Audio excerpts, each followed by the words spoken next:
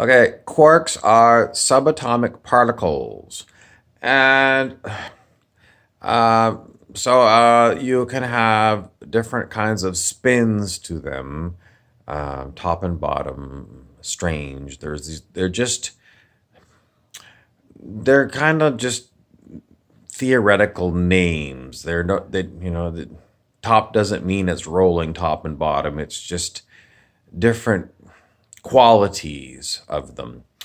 Now, if you were going to consider making a bomb out of subatomic particles, you could use these kinds of subatomic particles to make a bomb. Would it work?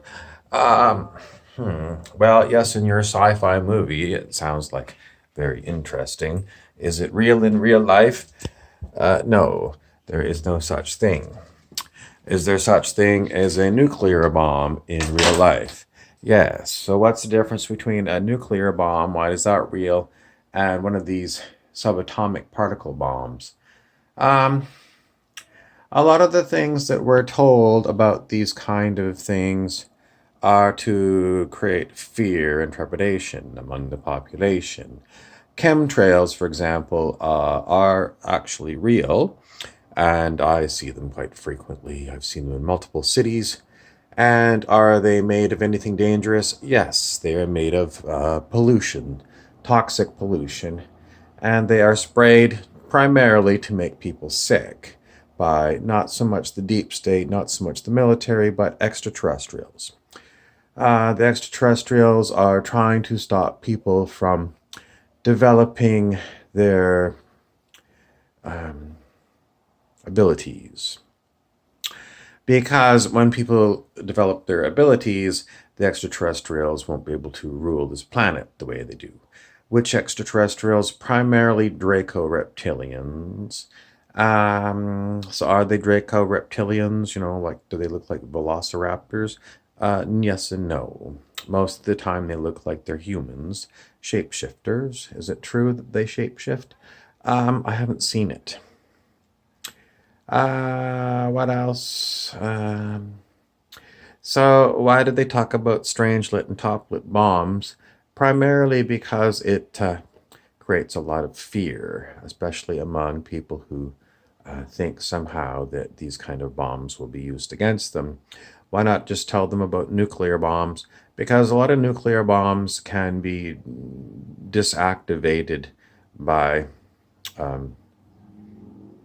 well, lots of stories about UFOs flying over military bases and then the nuclear weapons wouldn't work.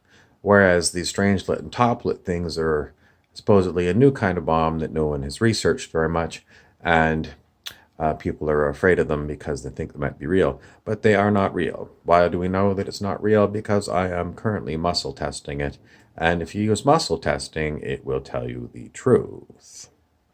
If you want to learn more about muscle testing, there's Dr. John Diamond's book, Your Body Doesn't Lie, which is used as a standard reference text for chiropractic. What else can I tell you? So why do we talk about all these types of things like strangelets and tom bombs?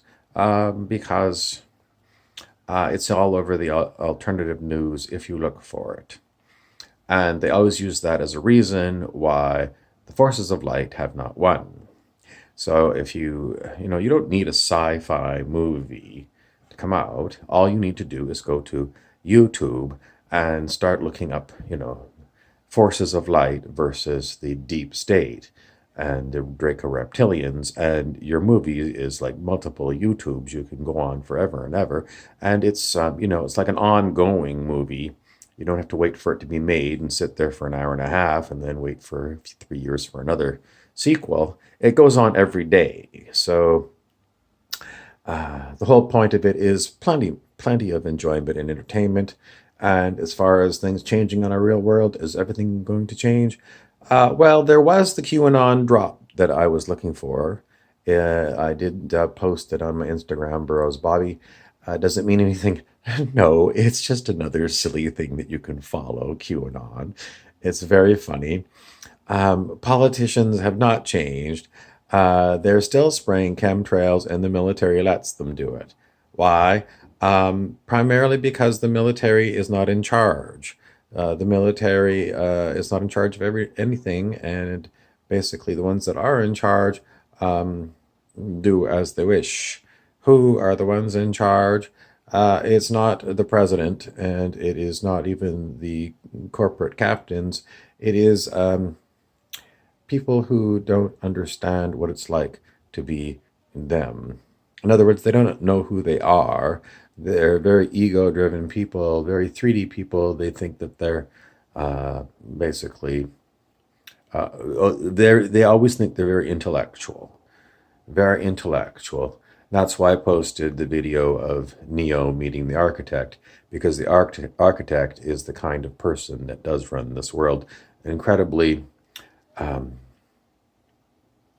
Well, if you watch that clip of Neo visiting the architect, look at the architect's eyes.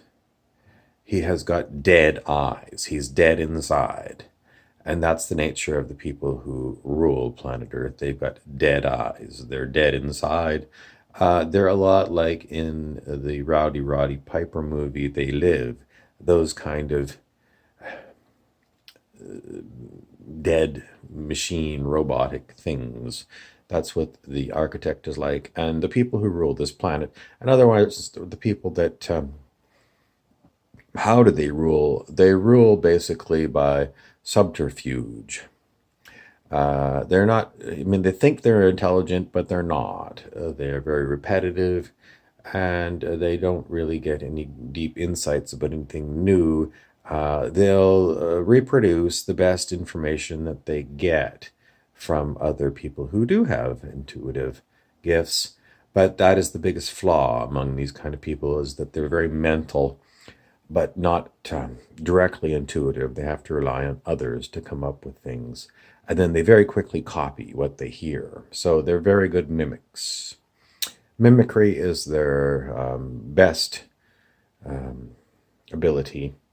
They're very good mimics. They can fool you with their mimicry, but you'll see through the mimicry because it doesn't take very long to realize that they don't have any original thoughts. They just keep copying other things that they pick up. And a lot of times they pick up things from you. So it's like going to see a fortune teller, and the fortune teller will turn over some cards, and then they'll just ask you some loaded questions because they're trying to see what you're going to come up with. Or they'll go on a fishing trip and they'll ask about your mother or something. And then, they basically mirror a lot of things back to you. And that's what the mimics do. So it doesn't take you too long to realize they're incredibly stupid. They're not intuitive. Very good mimics. And, how long can you have a conversation with a parrot for? I'm Harry Weaver.